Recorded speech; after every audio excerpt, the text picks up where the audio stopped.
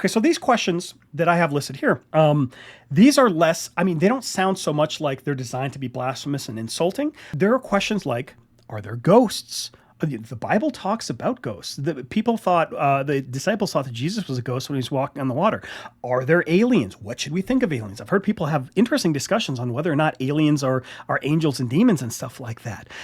Now, if you're talking about ghosts and aliens and stuff like that, it's not a big part of Christian theology to talk about aliens. It's not like Scientology and Xenu and all this other stuff, but it could factor into some, into some actual theology. And let's say you've got a fifth grader, and a fifth grader comes up to you and says, Pastor so-and-so, are ghosts real?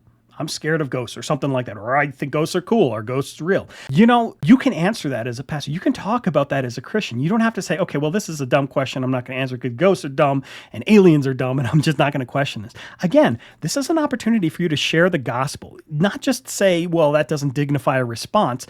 How can Christians expect even if they're not taking us seriously, even if people aren't taking Christians seriously, Christians can take other people seriously and be a benefit and love their neighbor and help teach along these lines.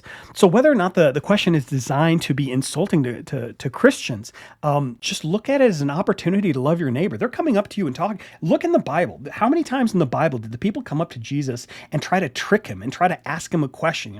How many times should I forgive my neighbor? And is it lawful to do this on the Sabbath day? And what will you do about this man who's got dropsy and stuff like that? Like, how many opportunities did the Pharisees and the Sadducees and all these other people did they take to try to trick Jesus? And Jesus could have just said, I'm not dealing with you guys. You're not dealing in good faith. But instead, Jesus says, well, who is your neighbor? Let's talk about who your neighbor is. And he gives them the story of the Good Samaritan or something like that. Or he heals the man with dropsy and he uses this as an object lesson.